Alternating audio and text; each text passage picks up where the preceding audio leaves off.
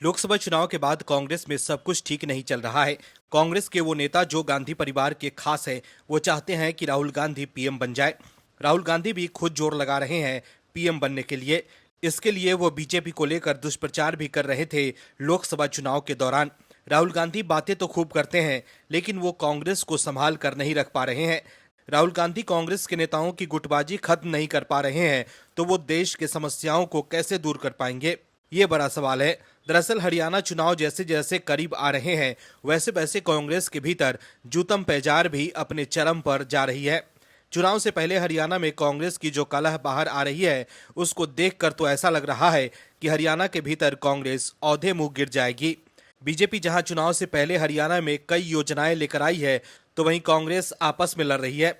हरियाणा में लोकसभा चुनाव में 5 सीटों पर जीत दर्ज करने के बाद कांग्रेस के नेता इतने ज्यादा ओवर कॉन्फिडेंस में हैं कि उन्हें लग रहा है कि कोई उनके आगे पीछे नहीं है, और कांग्रेस के सभी बड़े नेता अपने आप को सीएम पद के लिए आगे कर रहे हैं और एक दूसरे पर हमला बोल रहे हैं। लेकिन चुनाव तो मुद्दों पर होता है और कांग्रेस मुद्दों से दूर होती जा रही है।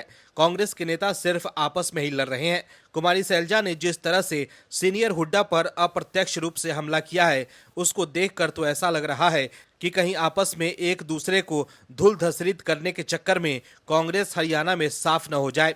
ऐसा क्यों कह रहे हैं, हम बताते हैं आपको इस रिपोर्ट में। दरअसल कांग्रेस की महासचिव और हरियाणा से सांसद कुमारी सैलजा ने अपनी पार्टी के वरिष्ठ नेता और पूर्व सीएम भूपेंद्र सिंह हुड्डा पर बिना नाम लिए गंभीर आरोप लगाए हैं। सैलजा ने अप्रत्यक्ष रूप से कहा है कि पार्टी को हरियाणा में कमजोर किया जा रहा है, जो सबको दिख रहा है। कुमारी सैलजा ने एक न्यूज चैनल से बातचीत में कहा कि हरियाणा में हालात बदलते नजर आ रहे हैं। क्या हुड्डा पार्टी को कमजोर करने की कोशिश कर रहे हैं? इस सवाल पर सैलजा ने कहा कि जो है वो सबको दिख रहा है। वो इंचार्ज हैं, इनका काम करने का अपना तरीका है। सारी बातें मीडिया के सामने नहीं करना चाहिए, लेकिन सारी बातें सबके सामने हैं। वहीं उनसे जब पूछा गया कि क्या पार्टी प्रभारी संदीप बाबरिया कार्यकर्ताओं को एकजुट नहीं कर पा रहे हैं, इस पर सैलजा ने कहा कि ये भी सबके सामने है। बता दें कि हरियाणा प्रदेश कांग्रेस ने दीपेंद्र सिंह हुड्डा के लिए पद यात्रा की घोषणा की थी, जो उन्होंने शुरू भी कर दी है। इस पर सैलजा ने कहा कि उन्हें नहीं पता कि कौन क्या कर रहा है, और अब उन्होंने खुलकर भूपेंद्र हुड्डा की कार्यशैली को लेकर अपनी बात रखी है। वहीं उनसे पूछा गया कि कांग्रेस को क्या कदम उठाने की जरूरत है। इस सवाल पर कुमारी सैलजा ने कहा कि हम सब कांग्रेस के लोग हैं, हमारी कांग्रेस के प्रति निष्ठा है, हम तो कांग्रेस के लिए काम करेंगे। अपील करने का कोई सवाल नहीं है, सबका साथ लेकर काम करती हूँ। कुछ लोग अलग चलने में ही विश्वास रखते हैं।